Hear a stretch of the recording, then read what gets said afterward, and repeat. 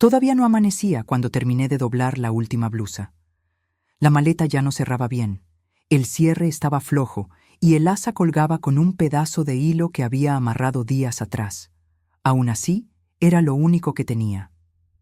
Me quedé unos segundos mirándola, como si al cerrar esa maleta, algo dentro de mí también fuera a cerrarse para siempre. Mi mamá me llamó desde la sala. Seguía acostada en el sillón, tapada con una cobija vieja hasta el pecho. Tosía bajito, como si ya no tuviera fuerzas ni para eso. Me acerqué a ella y me agaché para abrazarla. Llévate el suéter azul, mija, y no se te olvide rezar. Todas las noches, ¿sí? Sí, mamá. Se lo prometo, le dije bajito, con un nudo en la garganta. Tenía los ojos llorosos, pero su boca mostraba esa sonrisa frágil que me partía el alma. Me levanté con cuidado, sabiendo que si me quedaba un minuto más, no me iba a ir nunca. Antes de salir, fui al cuarto y me acerqué despacito a mis dos hermanitos. Dormían juntitos, cubiertos con la misma cobija. Los abracé con los ojos y les di un beso en la frente. No quería despertarlos. No quería que vieran a su hermana mayor con la cara llena de lágrimas. Cuando abrí la puerta, el aire fresco de la madrugada me golpeó de lleno. La tierra mojada del patio olía a infancia, a despedida, a todo lo que dejaba atrás. Cerré la puerta con cuidado y empecé a caminar rumbo al único paradero del pueblo. A cada paso sentía que el corazón me pesaba más que la maleta. Las calles de tierra, los árboles torcidos por el viento, los techos de lámina, todo eso había sido mi mundo desde que nací, y ahora lo estaba dejando atrás para buscar trabajo en una ciudad que ni siquiera conocía bien. El camión llegó con su rechinido de siempre, como si también le costara seguir adelante. Me subí en silencio, pagué el boleto y me senté junto a la ventana. Era el primer viaje que hacía sola. El motor rugió y la vibración me recorrió todo el cuerpo. El pueblo fue quedando atrás, chiquito, borroso, y yo no sabía si algún día iba a regresar. Miré mis manos callosas y las apreté fuerte. No llevaba un diploma, ni un apellido importante, ni contactos, pero llevaba ganas, y eso, según mi madre, era lo que abría puertas donde no había llaves. Me repetí eso, mientras veía cómo el paisaje iba cambiando. Las vacas desaparecieron, los árboles se hicieron más delgados y las casas más altas. El suelo se volvió concreto. Y yo trataba de no parecer tan asustada. Venía de la tierra, venía de lo sencillo, pero venía a luchar. Cuando bajé del camión, ya era de mañana. La ciudad me recibió con un ruido distinto. No era como el canto de los gallos en el rancho.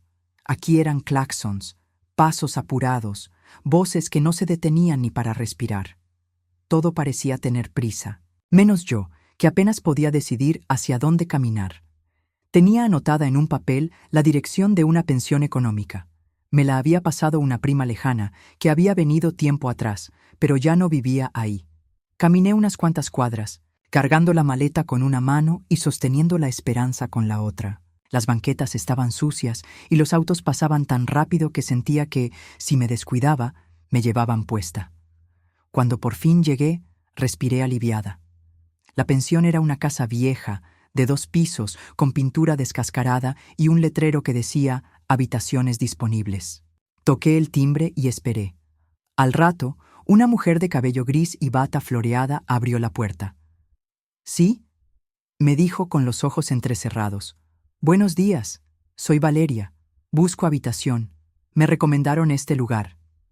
La señora me miró, de arriba abajo. Sé que no lo hacía por maldad, pero igual dolía. Después de unos segundos, se hizo a un lado y me dejó pasar. 200 a la semana, baño compartido, no se permiten visitas. Si rompes algo, lo pagas. Y no me vengas con cuentos, dijo sin respirar. Asentí rápido, como si eso evitara que me cambiara de idea. Me mostró un cuarto chiquito, con una cama individual y una mesa sin cajones.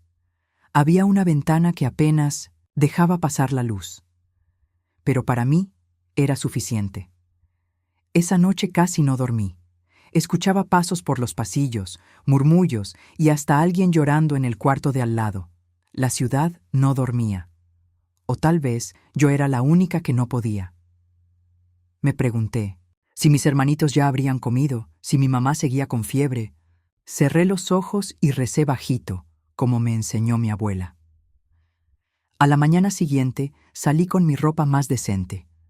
No era gran cosa, una blusa planchada con esmero y una falda larga que me cubría hasta los tobillos. Caminé hasta el centro, parándome en cada local que tenía cartel de «Se busca personal». En todos, lo mismo, miradas rápidas, negativas cortantes, excusas que dolían más que un portazo. No estamos contratando. No tienes experiencia. Aquí no es para ti. Cada no me pesaba como un costal de maíz, pero no me rendía. No podía. Me senté un momento en una banqueta, viendo a la gente pasar con sus trajes, sus bolsos caros, sus zapatos limpios. Yo era invisible, y aunque fingía que no me afectaba, por dentro me ardía. Ese día entendí que la ciudad no regala nada. Te exige sin conocerte, te juzga sin escucharte. Pero también entendí algo más. Si no me daban una oportunidad, la iba a construir con mis propias manos. Y así, con la dignidad intacta, seguí caminando. Ese día, el calor era sofocante. El sol caía a plomo sobre los edificios altos y el aire olía a gasolina y fritanga. Llevaba más de 3 horas caminando, entregando currículums que nadie leía. Mis pies ardían y la suela de mis zapatos, ya desgastada, empezaba a despegarse. Aún así, no pensaba regresar a la pensión sin intentar una vez más. Fue en la esquina de una avenida ancha, justo cuando el semáforo cambió a rojo, que lo vi. Un señor mayor, bien vestido pero con el rostro pálido, caminaba lento, arrastrando los pies. Iba solo, con un maletín en la mano. De pronto, su cuerpo se tambaleó, dio un paso en falso y cayó de lado, directo sobre la banqueta. La gente lo rodeó como si fuera una piedra más en el camino. Algunos lo miraban con desconfianza, otros apenas se detenían. Nadie hacía nada. Sin pensar, corrí hacia él. Me arrodillé a su lado y le hablé despacio. «Señor, ¿me escucha? ¿Está bien?» No respondía, pero respiraba. Tenía la frente llena de sudor y los ojos cerrados. Abrí mi bolso y saqué la botella de agua que había estado cuidando todo el día. Mojé un pañuelo y se lo pasé por la frente. Su camisa estaba empapada. «Alguien que llame a una ambulancia». Grité, mirando alrededor. Una mujer sacó su celular a regañadientes. Otro tipo dijo que seguro estaba borracho. Me hervía la sangre. ¿Qué les costaba ayudar? ¿Qué clase de mundo era este? Mientras esperábamos, le sostuve la cabeza con cuidado. Sentí su pulso débil. Me quedé ahí, en cuclillas, sin importarme si ensuciaba mi ropa o si alguien me juzgaba. Solo quería que ese señor no muriera solo, como un perro abandonado en la calle. Cuando llegaron los paramédicos, me preguntaron si era familiar. Negué, con la cabeza. «Solo pasaba por aquí», dije. Uno de ellos me sonrió, como si no fuera común encontrar a alguien que se detuviera a ayudar. Cargaron al señor en la camilla y justo antes de cerrar la puerta, abrió los ojos un instante y me miró. Tenía una mirada profunda, como si supiera algo que yo no. «Gracias», alcanzó a decir muy bajito. Y entonces la ambulancia se fue. Me quedé ahí, parada frente al charco de agua que había dejado mi botella. La ciudad siguió como si nada. Los autos volvieron a avanzar. La gente volvió a pasar. Pero algo en mí se había movido. No sabía por qué había sentido esa necesidad de quedarme, de acompañarlo. Tal vez fue porque yo también me sentía así, caída, invisible, y esperando que alguien, alguna vez, me tendiera la mano. Sacudí las rodillas, tomé mi bolso y caminé de nuevo, sin saber que ese pequeño gesto cambiaría todo lo que venía después. Al día siguiente me desperté con los brazos adoloridos y los pies aún más hinchados que la noche anterior. Pero no podía darme el lujo de descansar. Quedarse quieta en una ciudad como esta era como desaparecer. Y yo no podía desaparecer. Tenía a mi familia esperando una respuesta, una esperanza, algo. Bajé a desayunar un pan duro con café aguado que daban en la pensión.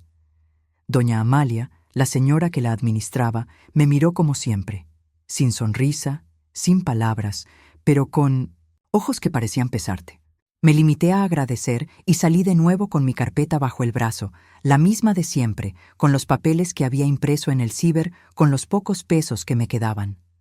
Ese día tenía una meta clara: intentar en la famosa Miranda Corp, una empresa enorme que me había impresionado desde la primera vez que pasé frente a su edificio. No sabía exactamente qué hacían, pero había leído en internet que tenían vacantes en el área de recepción. Me arreglé lo mejor que pude y tomé el metro. Mi corazón iba a 1000.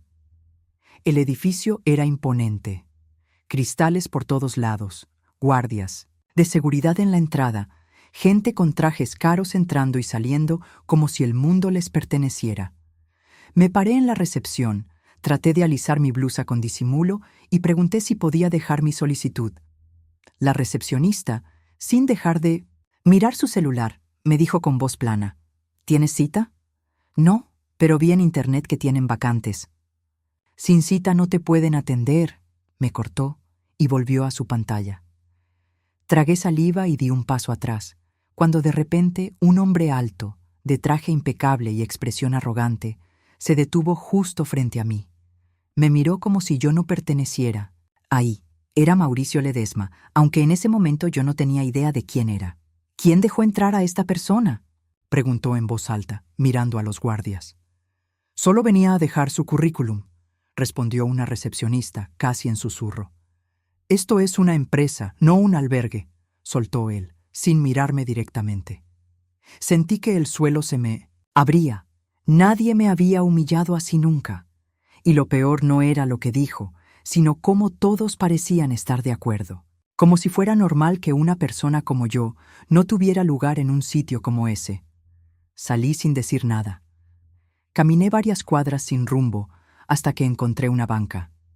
Me senté y apreté los puños sobre mi regazo. No lloré. No podía darme ese lujo.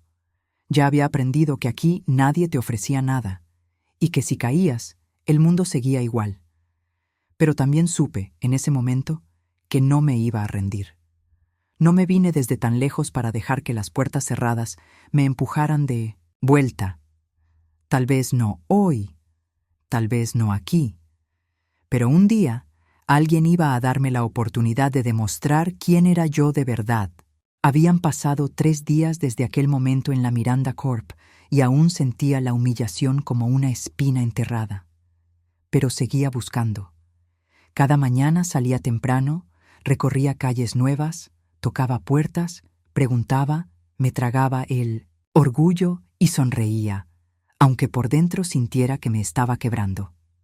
Esa tarde, al regresar a la pensión con las piernas pesadas y la esperanza casi agotada, doña Amalia me detuvo en la entrada.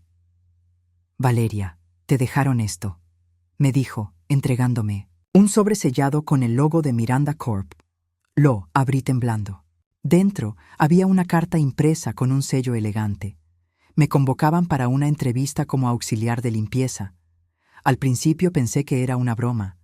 Después de cómo me trataron, ¿por qué me estarían llamando ahora? Pero el trabajo era trabajo. Y yo necesitaba uno. Me presenté al día siguiente a las 7 en punto, como decía la carta.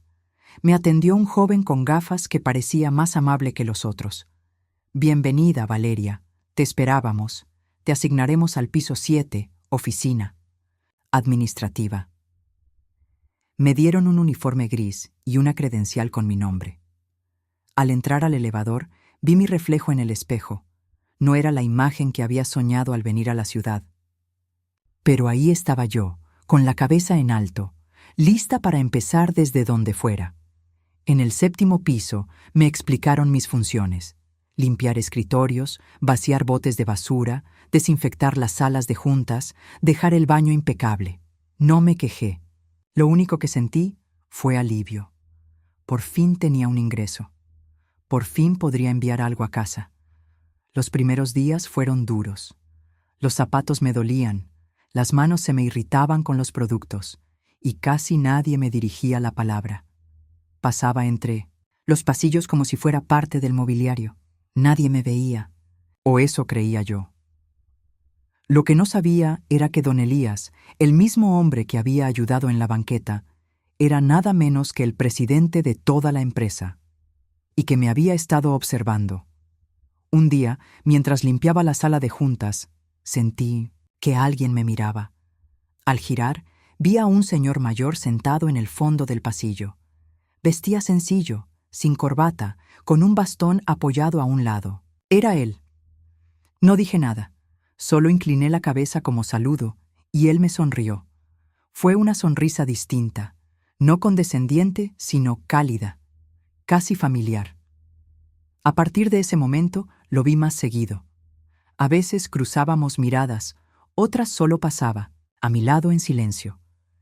Nunca me habló directamente, pero algo me decía que se acordaba de mí, que me había reconocido. Y aunque seguía trapeando el piso con las manos resecas y el corazón lleno de incertidumbre, sentí que, tal vez, mi presencia ahí no era una simple coincidencia. Tal vez algo estaba por cambiar. Había empezado a conocer los rincones del edificio casi con los ojos cerrados. Sabía qué baños se ensuciaban más, qué oficinas se vaciaban antes y qué escritorios siempre dejaban migas de pan. Me había vuelto parte del paisaje. Nadie me hablaba, nadie me notaba. Pero eso cambió el día que cometí un error. Era miércoles por la tarde. Me pidieron llevar una charola con café y agua a la sala de juntas del piso ejecutivo. Nunca antes me habían encargado algo así, pero acepté. Pensé que, si hacía las cosas bien, quizá empezaran a confiar más en mí. Al llegar a la sala, vi una reunión en pleno. Había 5 personas alrededor de una mesa larga. Entre ellos, Mauricio Ledesma. Lo reconocí por la manera en que todos le cedían la palabra sin interrumpir. Iba de traje azul, peinado impecable, con esa misma expresión de superioridad que había mostrado el día en que me echó del edificio. Entré despacio, con la charola bien sujeta, y la coloqué sobre la mesa sin decir una palabra. Pero al girar, para salir, mi codo tropezó con una carpeta. Todo fue tan rápido que ni siquiera lo vi venir. El vaso de agua se volcó sobre los documentos frente a Mauricio. El silencio fue absoluto. Él me miró como si hubiera cometido un crimen. Se levantó, despacio, secando los papeles con una servilleta, y luego habló con voz firme y cortante. ¿Quién permitió que ella entrara aquí? No supe qué responder. Me quedé congelada, deseando que el piso me tragara. Sentía la cara caliente, el corazón en la garganta. «Esto no es una cafetería», continuó. «Aquí no necesitamos gente que no sabe hacer ni lo básico. Retírate». Tomé la charola con manos temblorosas y salí sin mirar atrás. Caminé rápido por el pasillo, conteniendo las lágrimas, con la sensación de que cada paso que daba borraba todo lo que había intentado construir. Cuando llegué al cuarto de limpieza, me encerré y me senté en el piso. Apoyé la frente sobre las rodillas. No lloré. Me dolía demasiado incluso para eso. Pensé en mi madre, en mis hermanitos, en todo lo que había dejado atrás. Me pregunté si realmente valía la pena seguir, si algún día alguien me vería como algo más que la de la limpieza. Pero entonces recordé la mirada de don Elías unos días antes. Esa sonrisa suya, tan distinta a la de todos los demás. Y aunque no tenía pruebas, algo en mi interior me decía que esa mirada no había sido casual. No sabía qué estaba por venir. No sabía si al día siguiente tendría trabajo o sería despedida por ese simple error. Pero sí sabía una cosa. No iba a dejar que un desprecio más me hiciera rendirme, porque si ellos no creían en mí, entonces tendría que ser yo quien creyera primero. Al día siguiente llegué más temprano que nunca. Sentía el cuerpo cansado, pero la cabeza iba llena de pensamientos. Revisé 2 veces el uniforme antes de ponérmelo, hasta las costuras más escondidas. Tenía miedo de que cualquier cosa sirviera de excusa para echarme, La empresa estaba más callada de lo normal. El pasillo principal tenía un aire distinto, como si algo grande estuviera por suceder, pero nadie decía nada. Me limité a hacer lo mío: trapear, vaciar botes, alinear sillas. Evitaba pasar por el piso ejecutivo, aunque algo dentro de mí me empujaba a mirar hacia allá.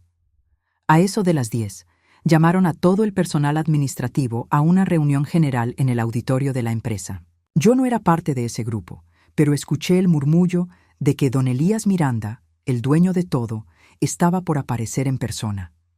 Algunos decían que llevaba semanas recuperándose de un problema de salud.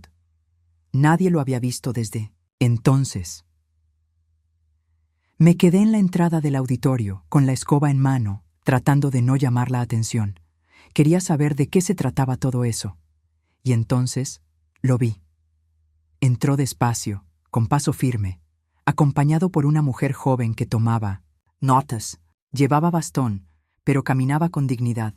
El murmullo cesó. Todos se levantaron.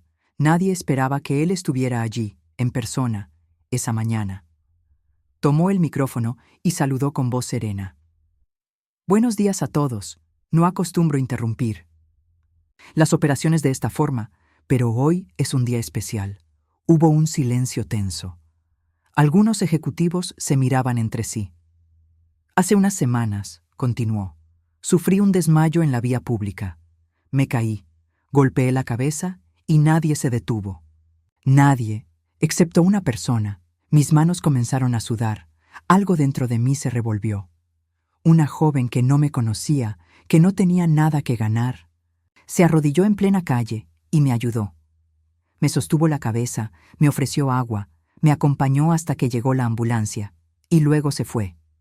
Sin esperar nada, los murmullos empezaron. Sentí que me faltaba el aire. Esa persona, dijo con firmeza, trabaja aquí, entre nosotros. Su nombre es Valeria Gómez. El mundo se me detuvo. Todos voltearon hacia mí, algunos sorprendidos, otros confundidos. Mauricio, que estaba en la primera fila, giró la cabeza lentamente, como si no pudiera creerlo. Ella no solo salvó mi vida, continuó don Elías. También me recordó por qué comencé esta empresa, para construir un lugar donde la gente con valores y dignidad tenga oportunidades. Por eso, a partir de hoy, Valeria dejará de ser auxiliar de limpieza y será mi asistente personal. El contis. Corazón me retumbaba tan fuerte que creí que iban a escucharlo todos. No sabía si llorar, correr o simplemente despertar de lo que parecía un sueño. Don Elías me miró desde el escenario y sonrió, con la misma calidez de aquella vez en la banqueta. Su mirada decía todo, y yo solo pude dar un paso al frente. Ese mismo día me entregaron una nueva credencial, un escritorio junto a la oficina de don Elías y un uniforme distinto. Ya no llevaba escoba ni trapeador. Ahora tenía una agenda, una computadora y una silla acolchada con respaldo. No sabía ni cómo sentarme al principio. La mayoría me miraba de reojo. Pocos se acercaron a felicitarme, y los que sí lo hicieron, lo hacían con palabras bonitas y sonrisas forzadas. Sentía el peso de todas esas miradas como cuchillos en la espalda. Ya no era invisible, pero tampoco era bienvenida. Don Elías, en cambio, me trataba con una sencillez que me desarmaba. Me explicaba todo con paciencia, como si creyera de verdad que yo tenía algo valioso que aportar. Me daba tareas pequeñas al inicio, pero siempre me hacía saber que confiaba en mí. Eso me daba fuerza. Los días pasaban y yo aprendía rápido. Leía los reportes, organizaba reuniones, anotaba instrucciones. Llegaba antes que todos y era la última en irme. No porque quisiera impresionar, sino porque sentía que tenía que demostrar una y otra vez que merecía ese lugar. Fue entonces cuando Mauricio comenzó a acercarse. Al principio fingía cortesía. Me saludaba con una sonrisa fría. Preguntaba cosas como ¿te estás adaptando bien? ¿O necesitas ayuda con algo? Pero no tardé en notar que no era preocupación. Era vigilancia. Un día noté que faltaba un documento de la carpeta que don Elías me había pedido organizar. Busqué por todas partes. Estaba segura de haberlo impreso. Lo encontré al día siguiente. en otra carpeta, con el encabezado modificado. Un error tan sutil que habría parecido mío si no lo hubiera detectado a tiempo. Supe entonces que Mauricio no iba a quedarse quieto. Para él, mi presencia ahí era una ofensa. Y peor aún, un riesgo. Lo que él no sabía era que yo había aprendido a cuidarme. Desde el primer día que llegué a la ciudad, comencé a guardar copias de todo lo que hacía. No por desconfianza, sino por miedo. Miedo a que un error mío fuera el último. Ahora ese hábito se había vuelto mi escudo. Las tensiones crecían. Cada vez que hablaba con algún directivo, notaba cómo algunos cruzaban los brazos o evitaban mirarme. Yo no decía nada. Me mantenía firme, pero por dentro cada jornada era una batalla silenciosa. Un jueves por la tarde, escuché sin querer una conversación en el baño entre dos empleadas del piso alto. ¿Tú crees que esa tal Valeria dure aquí?, decía una voz. Dicen que Mauricio ya está preparando algo. No dijeron más, pero con eso me bastó. Regresé a mi escritorio con una idea clara. Si alguien intentaba pisotearme, esta vez no me iba a quedar callada. Quizá yo no tenía su experiencia, sus títulos ni sus trajes caros, pero tenía memoria, tenía fuerza y tenía algo que ellos no: la confianza del único hombre que realmente importaba ahí dentro. No me sorprendió cuando me llamaron a la sala de juntas con tono urgente. Ya lo presentía. El aire en la oficina llevaba días oliendo a trampa. Aún así, caminé con la frente en alto, como quien sabe que no ha hecho nada malo. Al entrar, Mauricio ya estaba ahí, con una carpeta en la mano y esa sonrisa suya que nunca era sincera. A su lado, dos directivos que apenas conocía. Don Elías aún no había llegado. «Valeria», dijo Mauricio, «tenemos un problema. Se detectó un documento con datos confidenciales que salió de tu computadora». Mi corazón dio un brinco, pero no mostré nada. Me senté con cuidado. «¿Qué documento?» «Una proyección financiera. Se filtró a un competidor y salió con tu usuario». Abrió la carpeta y me mostró una hoja impresa con mi nombre al pie de página. Reconocí el formato, pero sabía que yo no había enviado eso a nadie fuera de la empresa. «No fui yo», dije firme. «Claro, siempre es fácil negarlo, pero los registros dicen otra cosa». En ese momento, don Elías entró. Todos se pusieron de pie. Él nos miró a uno por uno, sin prisa, como si ya supiera que algo andaba mal desde antes. «¿Qué sucede aquí?». Mauricio se adelantó con voz segura. «Estamos revisando una filtración. Todo indica que fue Valeria». Don Elías se volvió hacia mí. «¿Tienes algo que decir?». Saqué despacio mi bolso. De él extraje una memoria USB. La coloqué sobre la mesa sin decir nada. Luego abrí mi libreta de notas, donde había apuntado fechas, nombres, accesos y respaldos de todo lo que había hecho esa semana. Yo hago copia de todo desde que empecé, por precaución. En esa memoria está el original del documento, con 1200, la fecha de creación, modificaciones y autor real. Mauricio palideció. Uno de los directivos conectó la memoria al proyector. Los datos aparecieron en la pantalla. Línea por línea, se comprobaba que el archivo había sido editado desde otra cuenta, no desde la mía. Don Elías no dijo nada por unos segundos. Luego se giró hacia Mauricio. «¿Tienes algo que decir tú?». Mauricio intentó hablar, pero solo balbuceó excusas. «Eso será suficiente», dijo don Elías, seco pero firme. «Recursos Humanos se encargará de esto. A partir de ahora no quiero verlo en este edificio». Mauricio salió sin mirar a nadie. Cuando se cerró la puerta, sentí las piernas aflojarse. El alma me temblaba entera, pero no dejé que se notara. Don Elías me miró y asintió con respeto. «Gracias por cuidarte tanto, Valeria. No muchos en tu posición habrían tenido esa claridad. Yo solo respiré hondo. No supe qué decir». Esa noche, mientras caminaba de regreso a la pensión, el cielo parecía más claro.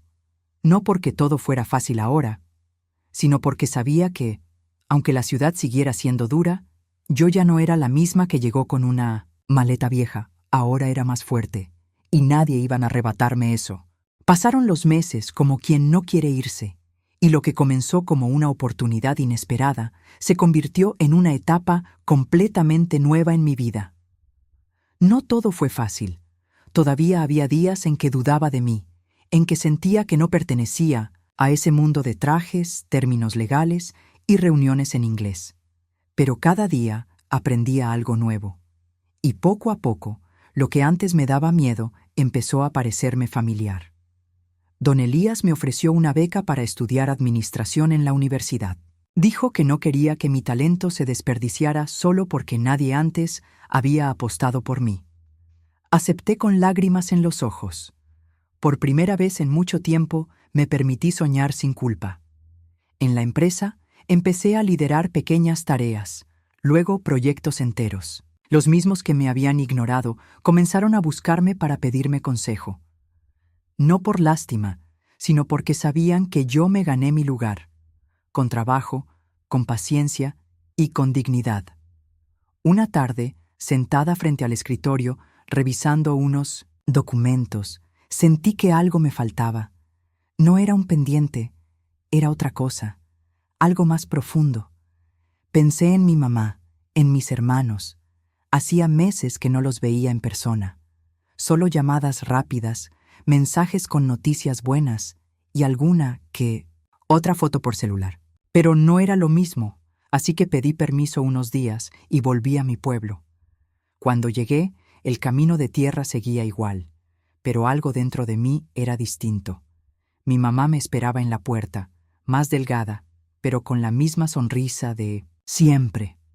Me abrazó tan fuerte que no supe si me estaba recibiendo o sujetando para no dejarme ir. Mis hermanos corrieron hacia mí. Uno ya usaba zapatos nuevos. El otro me mostró un cuaderno con dibujos que decía que algún día iba a convertir en cuentos.